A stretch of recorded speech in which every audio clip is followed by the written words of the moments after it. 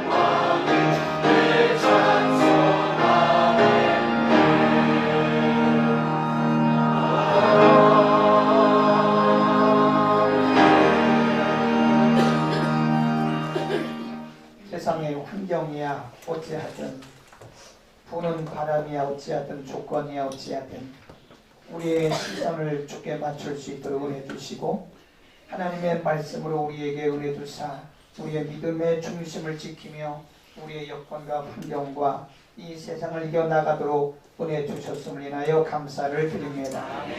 하나님을 예배하는 거룩한 주일 아침, 원근 각지에 흩어졌던 주의 권속들을 부으사 하나님 오늘도 함께 주 앞에 나와 예배할 수 있도록 은혜 주심을 감사합니다.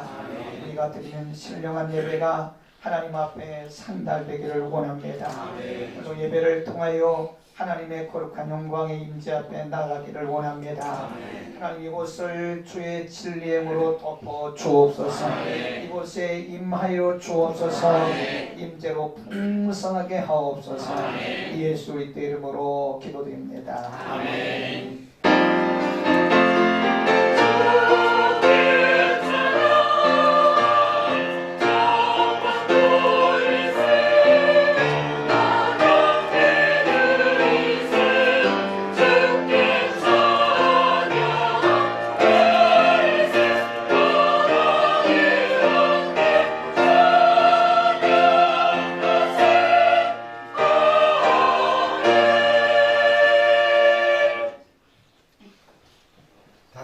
주님이 가르쳐주신 기도로 기도하겠습니다.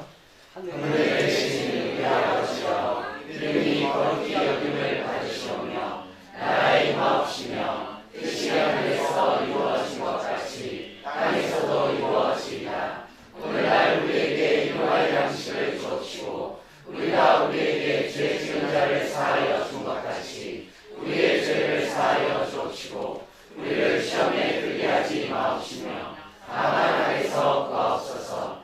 대개 나라와 권세와 영광이 아버지께 영원히 있사옵나이다. 아멘.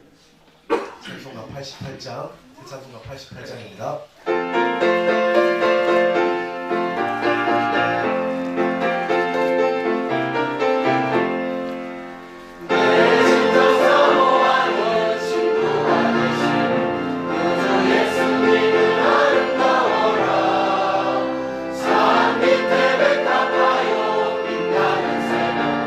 주님 영원할 길 아주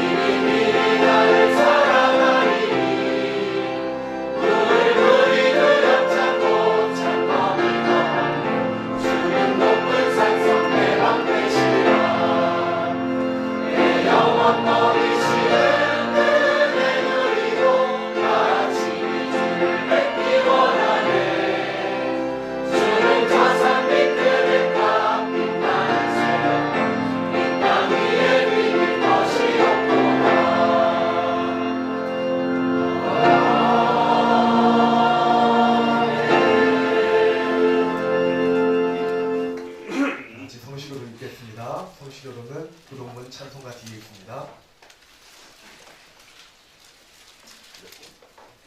읽겠습니다.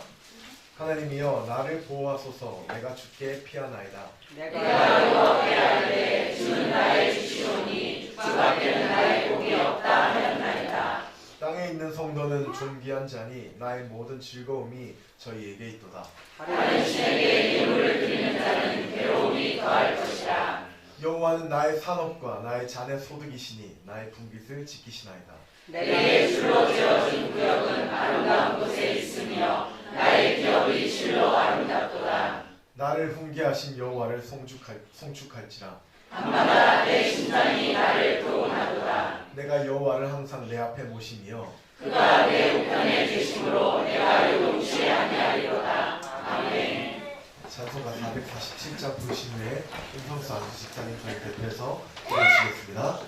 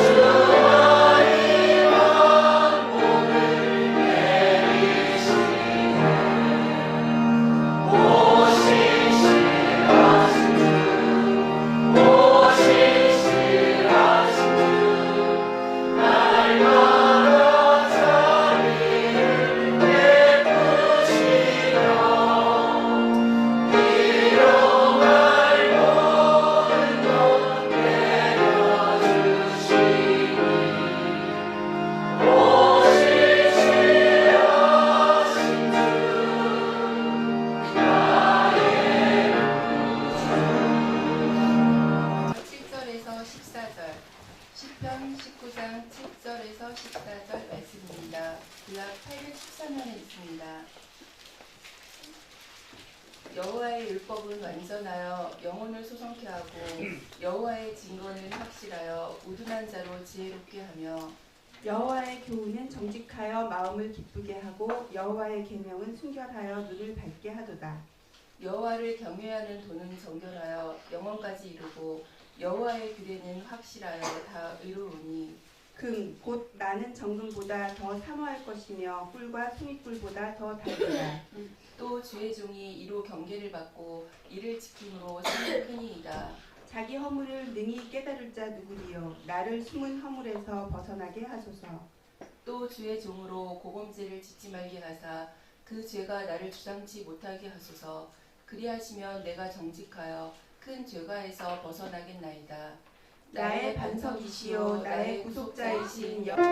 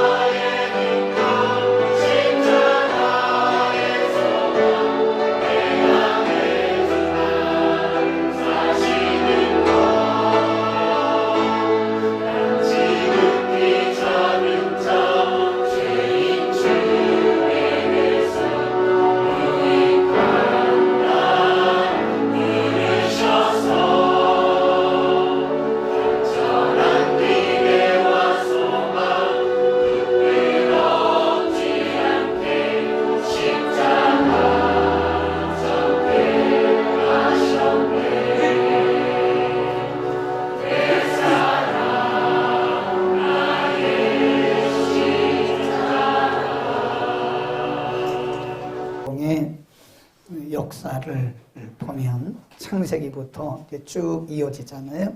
그래서 창세기 요 시대를 보통 창세 시대, 창조 시대 이렇게 얘기를 하고요. 그 다음에 아브라함, 이삭, 야곱, 요셉 이런 분들을 우리가 보통 족장 그럽니다. 아직은 국가 형태가 이루어지지 않았기 때문에 그 시대를 족장 시대라 그래요.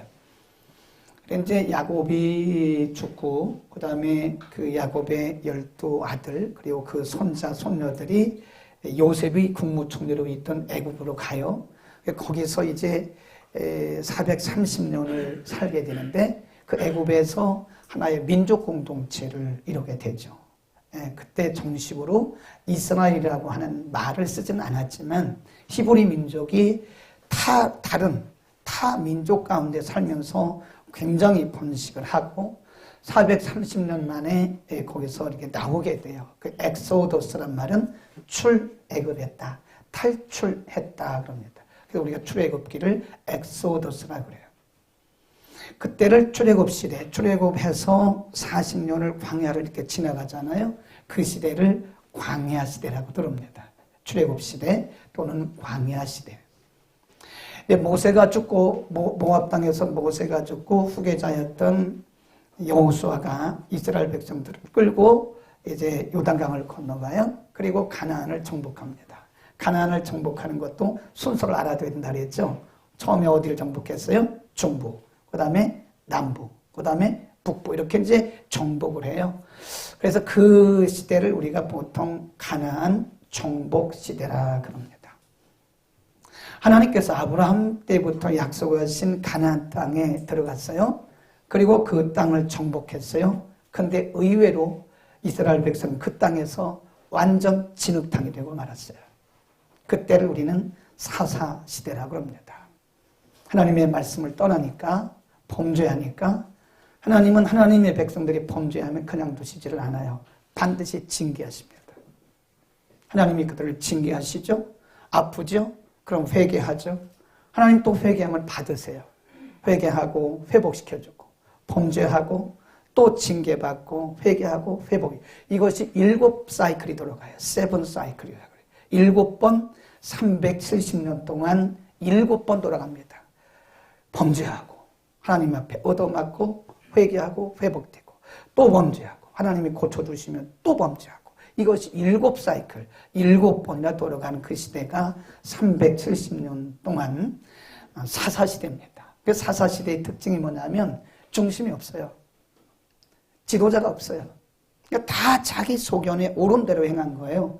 그 사사기를 보면 2번 반복한 것이 무슨 말씀이냐면 그 시대는 뭐가 없으므로 지도자가 없으므로 그러니까 지도자가 없으므로 다 자기 소견에 좋은 대로 행하였더라라고 말을 합니다. 기존이 없는 거예요. 기존이. 그거 왜 그럴까요? 제가 생각할 때 만일 그때 하나님이 약속하신 가나안 땅에 들어갔던 이스라엘 백성들이 하나님이 아브라함과 이삭과 야곱을 통해서 수없이 그들에게 가르치고 모세를 통해서 수없이 가르치셨던 말씀이 있었어요.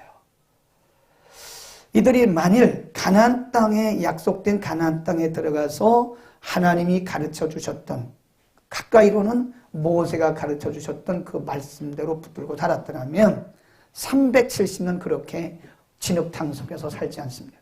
370년 사사시대는 완전 이건 뭐 좌충우돌하는 중심이 없는 진흙탕의 삶이었어요.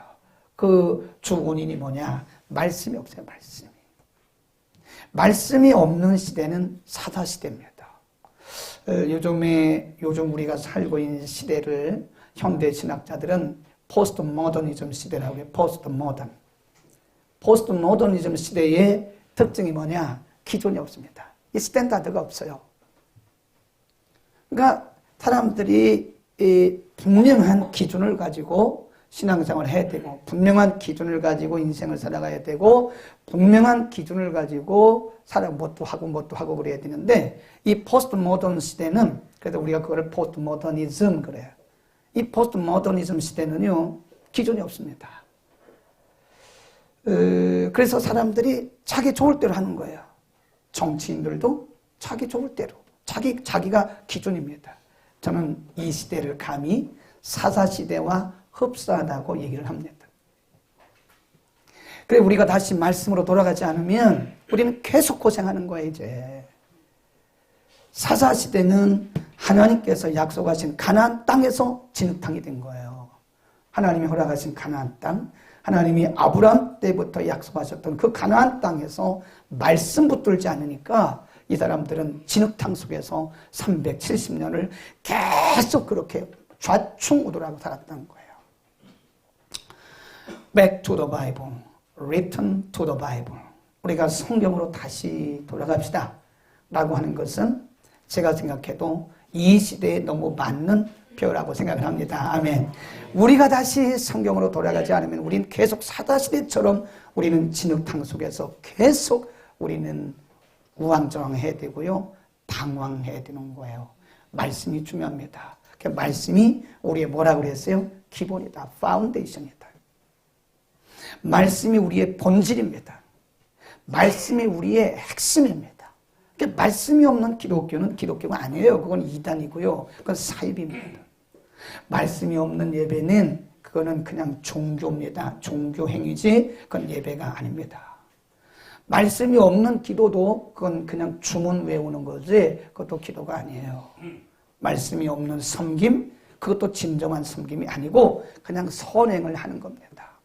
그러니까 이 우리에게 있어서 아무리 우리가 강조하고 또 강조해도 부족하지 않은 것이 뭐예요? 말씀입니다. 그러니까 말씀으로 돌아가야 돼요.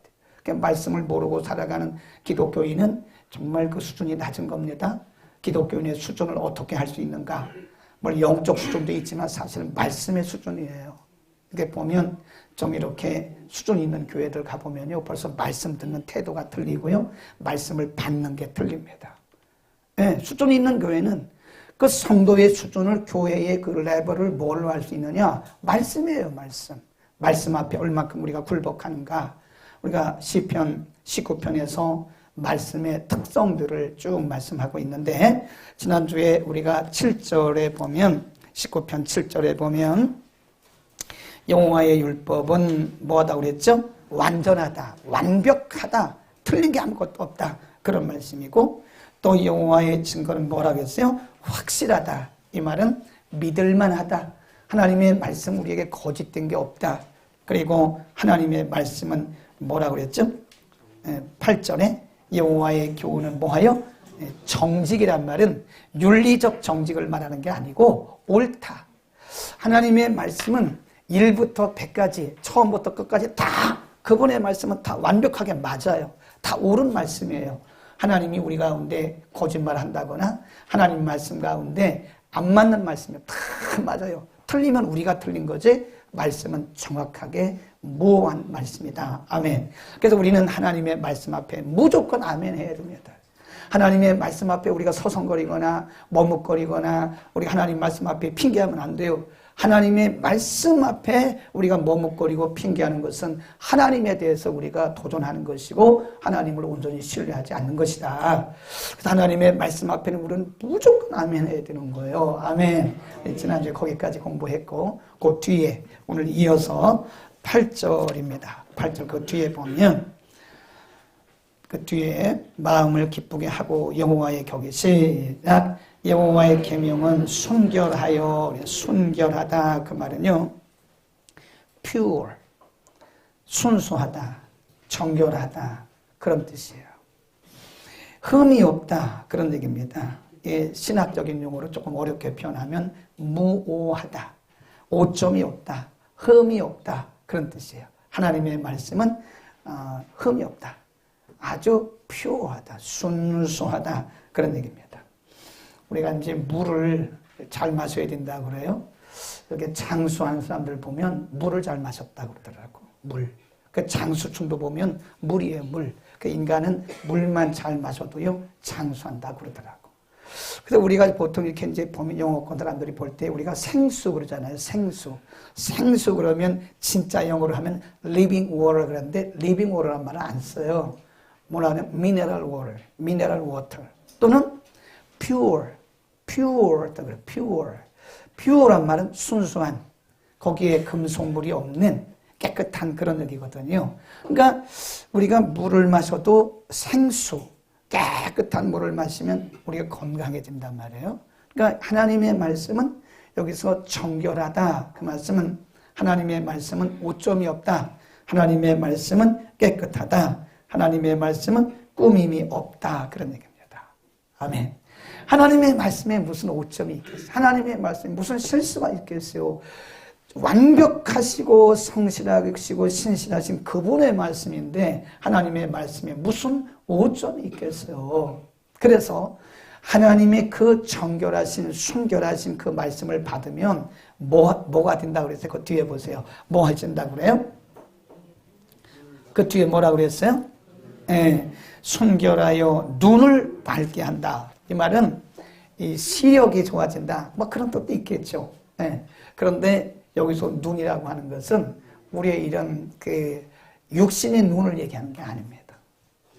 하나님의 말씀은 순결해서 그 말씀을 믿음으로 받고 아멘으로 받는 자들은 눈이 밝아진다. 그 말은요, 어떤 성경에 보면 거룩해진다. 그렇게 번역도 했어요.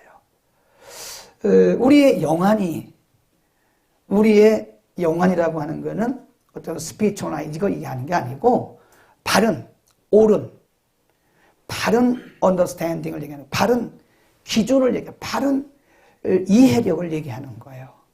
하나님의 말씀을 많이 읽는 사람들은요, 이게 이해력이 달라요. 가치관이 틀립니다. 우리는 아담의 범죄한 이후에 우리에게는 죄성이 있어요. 하나님이 처음에 창세기 1장에 보면 인간을 만드실 때 뭐로 만드셨어요? 하나님의 형상. 하나님의 형상과 하나님의 본질대로 우리를 그렇게 빚으셨는데 아담이 범죄하고 나면서 인간이 다 타락했어요. 그걸 우리가 전적인 부패라고 그래요. 좀 어렵게 말하면 지, 정, 의 이게 다 부패됐어요. 그래서 분별력이 없어요. 아무리 우리가 공부를 해도요, 말씀을 통하지 않고는 분별력이 없습니다. 우리가 가지고 있는 죄성 때문에 우리 속에 계속해서 태어날 때부터 우리에게는 죄성이 흐르고 있기 때문에 눈이 어두워요. 그래서 바른 가치관이 없어요. 가치관 자체가 이게 부패된 가치관, 타락한 가치관을 가지고 살아가는 거예요. 태어날 때 아예 태어나면서부터 그런 가치관을 가지고 살아가는 거예요.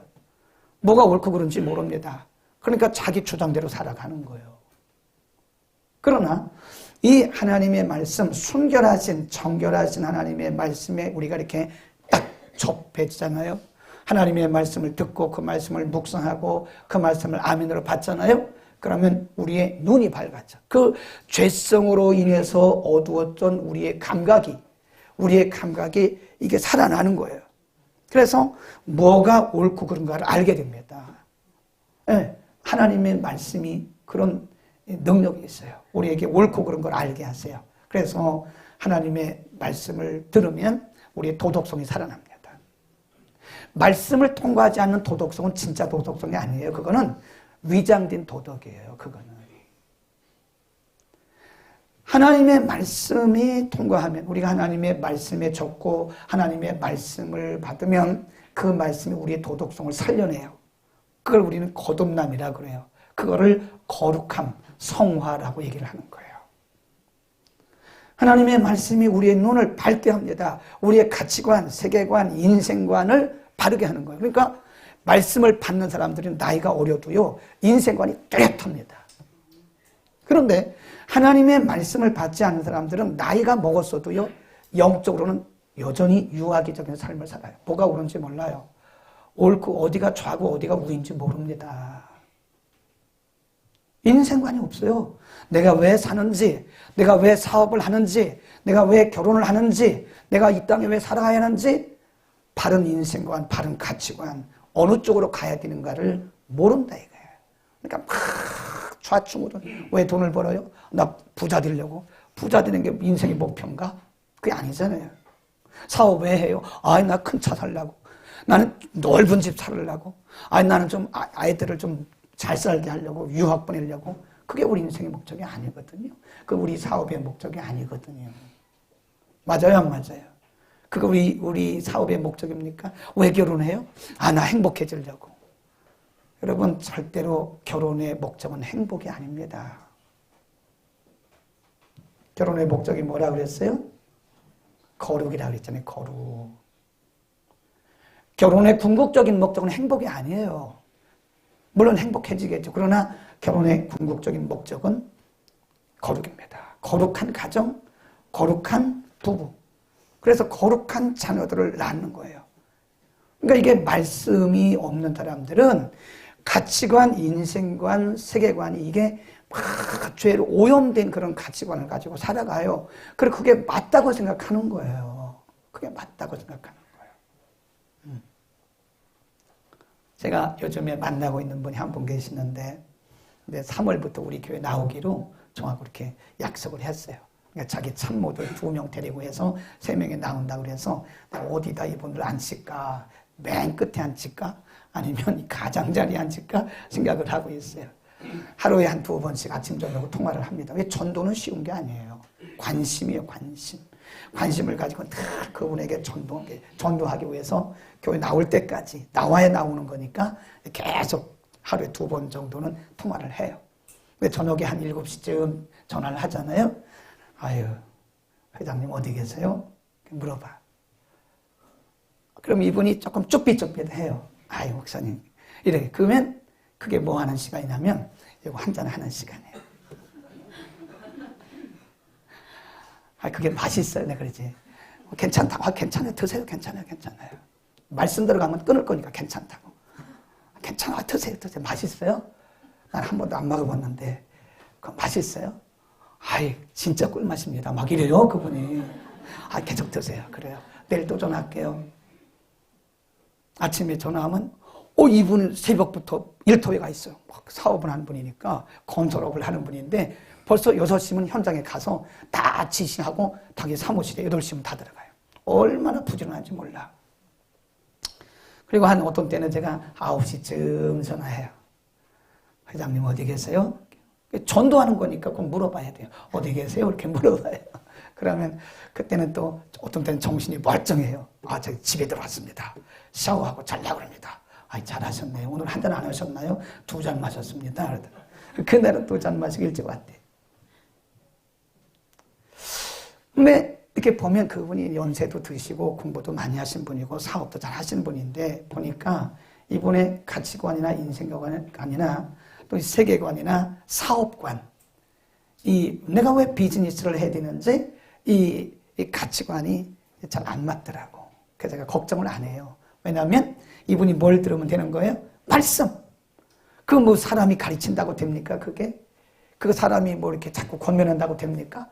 자꾸 반감만 사는 거지. 아이, 술 먹지 마세요. 그러면 반감만 사는 거지. 아이, 맛있어요? 그러면 아이, 꿀맛 같다고 맛있게 드세요.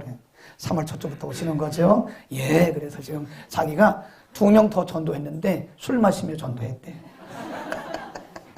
그래서 잘했다고. 아주 잘했다 그랬어요. 어쨌든 자기 참모들인데 2명 참모도 전도하고 있다고. 그분들도 같이 마시면서 교회 가기로 이렇게 결정했다고 그러더라고요. 내가 잘했다고. 걱정하지 말라고. 아, 괜찮다고. 그대로 오시면 된다고. 걱정하지 말라고. 괜찮아요. 왜냐하면 제가 왜 이렇게 확신 가지고 말을 할까요? 하나님의 말씀이 들어가면 뭐가 밝아지기 시작해요? 눈이. 하나님의 말씀이 들어가면 그때부터 눈이 밝아지기 시작할 때니까 그거 걱정할 거 없어요. 그럼 뭘 걱정합니까? 끊으라 마라. 왜 그런 걸 뭐로 얘기해요? 얘기할 것도 없어요. 그냥 두세요. 괜찮아요. 괜찮다고. 하나님의 말씀이 들어가면 눈이 밝아지기 시작하면서 그분이 옳고 그름을 판단하게 될 것이고 무엇이 옳다 그러다 우리가 막 가르치려고 하면 안 됩니다. 애들도 가르치면 싫어해요. 요즘 애들은 꼬맹이를 또 가르치면 싫어합니다. 하나님의 말씀이 들어가면 정결하신 하나님의 말씀이 들어가면 우리의 눈이 밝아지는 거예요. 아멘. 누가복음 24장에 보면 예수님께서 돌아가셨죠. 예수님이 무덤에 장사되셨죠. 그 제자들은 다 실망해가지고 다 도망갔어. 갈릴리로 예루살렘으로부터 갈릴리로 일부는 다 가고 고기 잡으러 가고 그랬어요. 2 제자가 그 12명의 제자가 아니고요. 평소에 예수님을 사랑했던 2 사람이 엠마오라고 하는 곳으로부터 예루살렘으로 가는 거예요. 야, 우리가 마지막으로 예수님의 시체를 보자. 마지막 인사는 하자. 그 사람들의 문화는 이제 시체에게 키스하는 거니까 우리 마지막에 가서 우리 예수님의 시체를 한번 마지막으로 보자. 야, 그런데 이 무덤의 돌을 누가 굴려내지? 뭐 이렇게 도란도란 이렇게 보고 가는데 막상 가보니까요, 예수님의 시체가 없어졌어요. 그래서 이 두 사람이 낙심을 합니다. 야, 이 예수님의 시체를 누가 훔쳐갔을까? 우리가 사랑하신 예수님의 시체에 빠지면 봐야 되는데 못 봤네? 그러면서 절망해도 도란도란 얘기하고 오는데 누가 옆에서 너희들이 무슨 얘기를 하고 있는 거냐? 당신이 예수님의 시체 훔쳐갔어요? 어떤 성경에 보면 가드너, 당신이 그 공원, 정원직이 아니에요? 왜 예수님의 시체 훔쳐갔으면 좀 알려달라고. 근데 그분이 부활하신 예수님이었어요. 그들이 가는 엠마오까지 쭉 가셔서 한 집에 머물면서 그때 예수님이 그들에게 떡을 떼어주셨어요. 한번 펴봅시다. 누가복음 24장. 간지를 껴놓고요. 다시 와야 되니까. 누가복음 24장 30절부터 봅니다.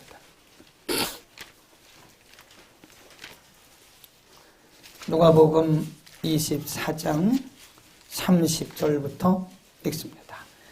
30절 읽습니다. 시작.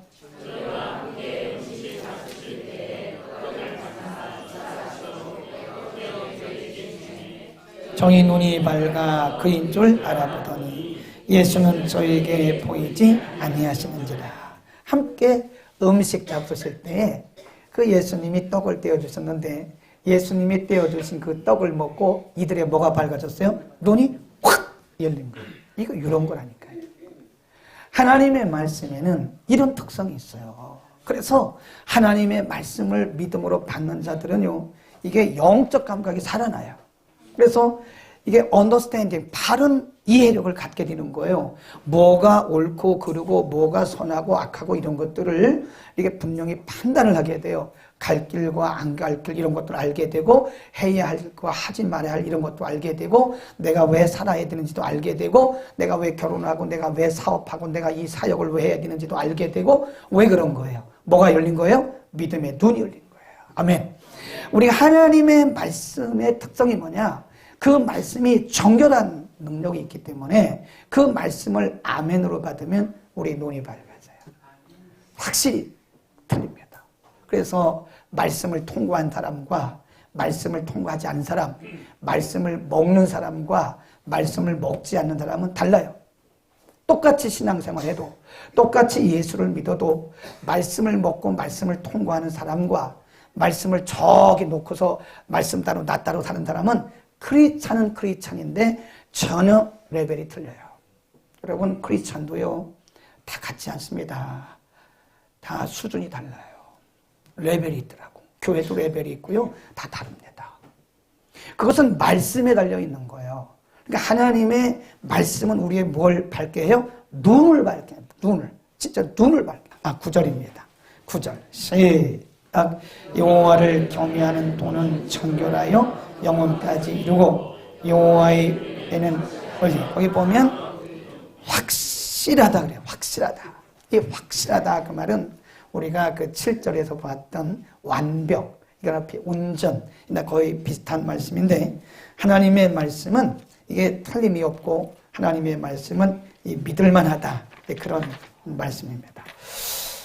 이게 히브리 말로는 이 분명하고 신실하다 그런 뜻이라고 그럽니다. 하나님의 말씀의 신실성을 의미합니다. 그래서 하나님의 그 속성 중에 하나가 신실이에요. 신실, 믿보심. 하나님은 우리에게 거짓말하는 거 보셨어요? 하나님이 하실 수 없는 게 하나 있는데 그게 뭐냐면 하나님은 거짓말을 못하세요. 하나님이 한번 말씀하시면 그분은 그대로 지키시는 분이에요. 그분은 한번 말씀하시고 약속하신 것은 틀림없이 지키시는 분입니다. 시간의 문제일 뿐이지 하나님은 신실하신 분이에요. 하나님이 신실하시기 때문에 그분의 말도 신실합니다. 제가 이제 이렇게 사람들을 만나다 보면요, 어떤 분은 신실하지 못한 분이 있어요. 그 말은 아주 굉장히 무성합니다. 말은 아주 그럴듯하게 한데 나중에 보면 결과가 없어요. 제로예요, 제로. 다음부터는 그분의 말을 안 믿어요. 그분이 무슨 말을 해도 안 믿습니다. 왜냐하면 그분은 신실하지 못하기 때문에 아, 저분은 신실성이 없구나 라고 이제 생각을 하는 거예요. 그런데 어떤 분은 자기가 한 말에 대해서 아주 정확하게 책임을 집니다. 시간도 정확하게 지키고 못하면 못하고 하면 하고 이런 거에 대해서 너무 정확하고 확실한 분이 계세요. 우리는 그걸 뭐라고 하냐면 믿을만 하네? 그런 거예요. 믿을만 하네. 우리가 음식을 사도요. 귤을 한번 샀는데 한 박스를 열었는데 귤을 그 견본을 보니까 귤이 너무 맛있게 생기고 너무 싱싱한 거예요.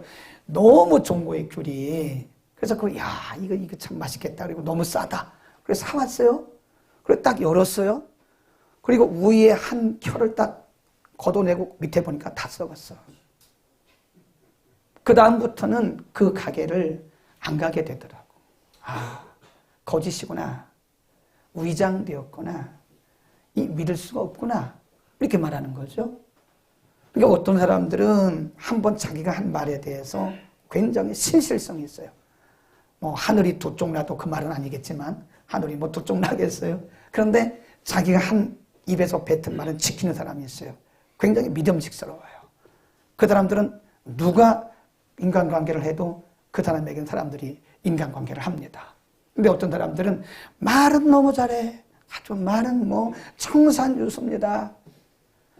이것도 하고 저것도 하고 그런데 약속을 안 지켜. 신실하지 못해. 그러면 사람들이 생각할 때 저분은 조금 신실성이 떨어지네.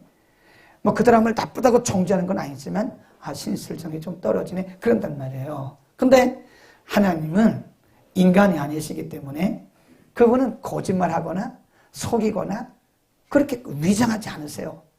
그분이 한번 하신 거는 그럼 틀림없이 지키시는 분입니다. 아멘. 하나님은 하나님의 말씀은 하나님이 신실하시기 때문에 그분의 하신 말씀도 신실해요. 그래서 우리는 이 말씀을 다 믿습니까? 안 믿습니까? 믿어요. 그 말씀을 사랑하는 거예요. 내 사랑 말씀. 시작. 내 사랑 말씀. 우리가 아까 내 사랑 십자가 눈물이 핑 돌더라고. 내 사랑 십자가 그 말을 하는데 내 사랑 말씀. 이 말씀이 이건 하나도 오점이 없고 하나도 거짓말이 없고 여기에 하나님께서 실수한 것이 없으니까 이건 정확한 말씀이고 이 말씀대로 하나님께서 우리에게 행하시니까 이거를 얼마나 그 뒤에 보세요. 그 11절에 10절 11절에 그래서 뭐라고 그랬냐면 10절 보세요. 그렇기 때문에 시작. 금 곧 많은 정금보다 더 사모할 것이며 꿀과 송이꿀보다 더 달도다. 또 주의 이로 경계를 받고 이를 지킴으로 뭘 받는데요? 상을 받는다고. 네, 하나님은 신실하신 하나님은요. 우리에게 이렇게 말씀을 해놓으시고 약속을 해놓으시잖아요. 그리고 우리가 하나님을 신뢰하고 그 말씀을 신뢰하고 말씀 따라 이렇게 살아가잖아요. 그럼 하나님은 반드시 우리에게 보상을 해주세요. 사실 우리가 보상받으려고 그런 건 아니죠. 우리가 이미 구원받았고 하나님의 자녀가 됐기 때문에 이미 우리는 하나님의 축복을 이미 다 받은 사람들이에요. 아멘. 우리 지금 다 아닌가 왜? 우리 다 축복받은 사람들 아닙니까? 아멘. 우리 다 복 있는 사람 이미 다 받았어요. 구원받았죠. 하나님 오늘까지 우리 인도하셨죠. 다 축복이죠. 그런데 하나님은 또 다른 축복이 있어요. 하나님의 말씀을 지키고 그 말씀대로 살아가면 신실하신 하나님이 그 신실하심을 따라서 하나님 약속하신 거에 따라서 우리에게 반드시 뭘 주세요? 상을 주세요. 보상을 해주십니다. 이게 성경의 개런티라 보증해 주시는 거예요. 성경이 우리의 삶을 보증해. 그러니까 우리가 그 약속을 붙들고 살아가는 거예요. 아멘. 그 약속을 붙들고 생명같이 여기면서 이 말씀이 신실하고 거짓말이 아니고 이 말씀대로 사는 자에게 하나님 반드시 지키시고 보상을 해주시기 때문에 세상이 다 변해도 하나님 말씀은 변하지 않는 거예요. 세상 사람들이 다 거짓말을 해도 하나님은 거짓말을 하지 않으세요. 그러니까 우리가 사람들에게는 실망할 수 있어요. 사람들에게는 실망할 수 있어요. 그러나 이 말씀 붙들고 살면 우리는 결코 실망하지 않습니다. 아멘. 끝났나요?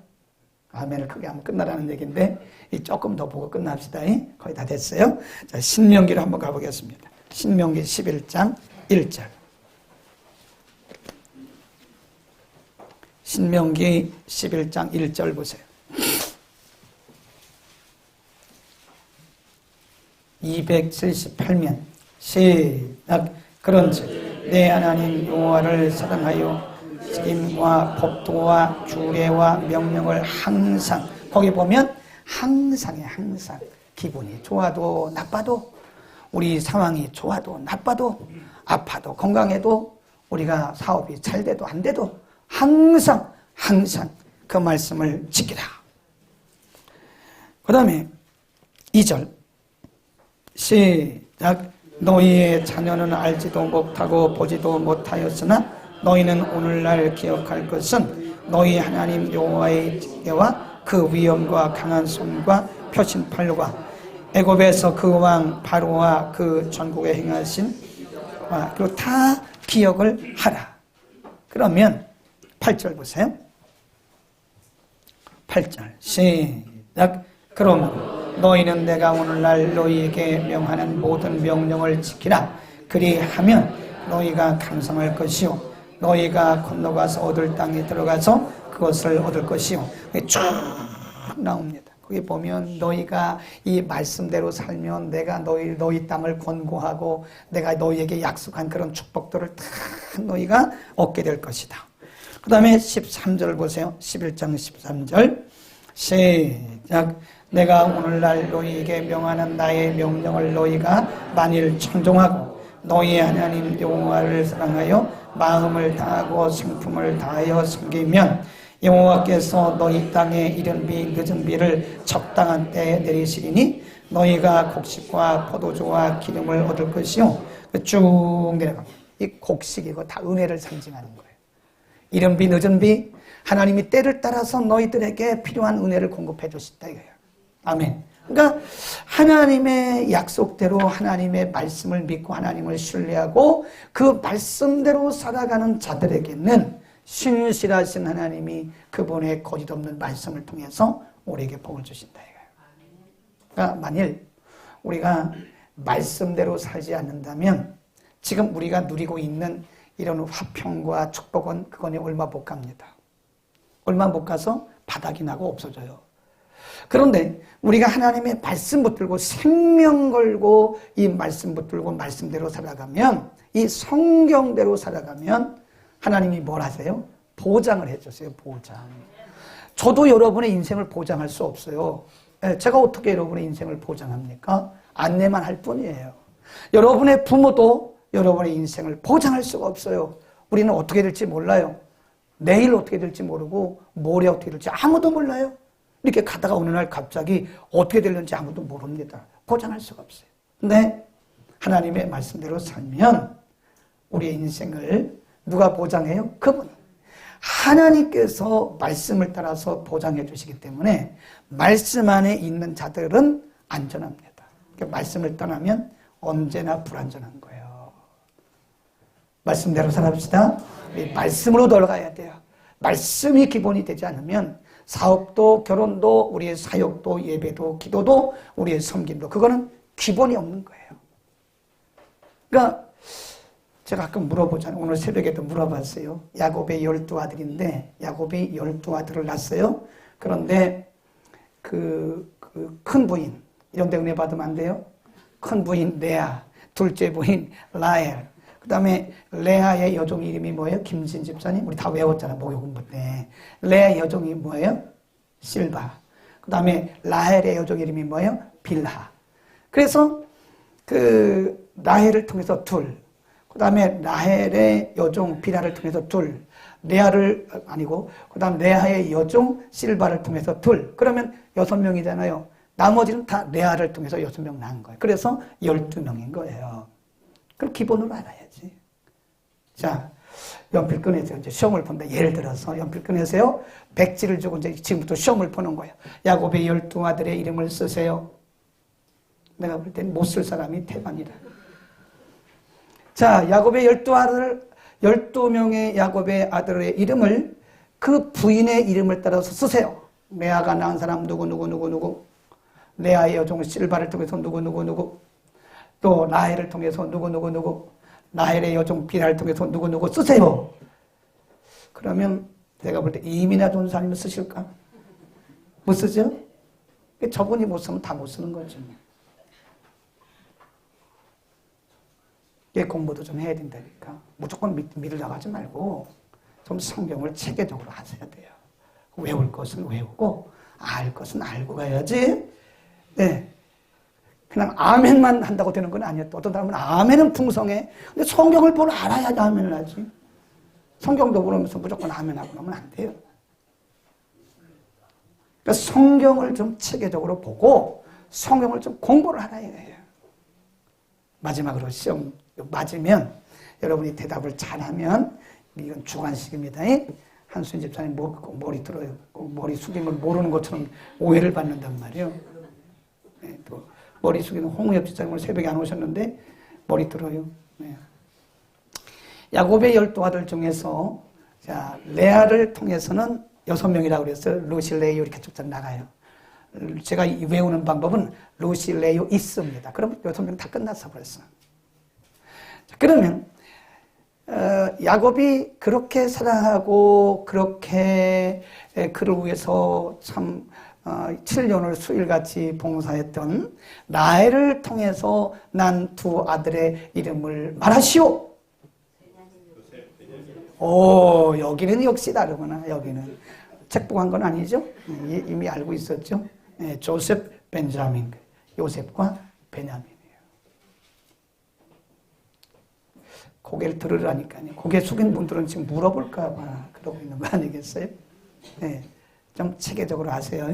꼭 몰라도 되긴 하지만 그래도 우리가 좀 수준 높은 사람들은 그래도 기본적인 거는 알아야지. 또 하나 물어볼까? 예굽에서 하나님께서 내보내실 때 10가지 재앙을 내보내셨어요. 이건 제가 목사고시 볼 때 나왔던 거예요. 10가지 재앙을 순서대로 쓰십시오. 이게 잘 모르지. 양태석 권사님은 알 것 같은데 깜짝 놀라네. 이쪽에. 그게 쉽지 않죠? 그러니까 이렇게 좀 우리가 충격을 받아야 성경도 좀 깊이 공부할 수 있고, 아이고, 내가 교회 못 나가겠다, 야. 이거 목사님 부르니까 예배 시간에 설교 시간에 물어보고 시험 보고 막 이런 데니까 이거 내가 이 나이에 신경 써도 되겠나? 괜찮아요. 그냥 우선 듣기만 하면 됩니다. 최 집사님 듣기만 하시면 돼요. 걱정하지 마세요. 그냥 듣기만 하면 되는 거예요. 중요한 것은 이 말씀을 그대로 믿어야 돼요. 아멘. 하나님의 말씀으로 우리가 말씀으로 돌아가서 이 말씀을 붙들으라는 거예요. 말씀. 기도하겠습니다.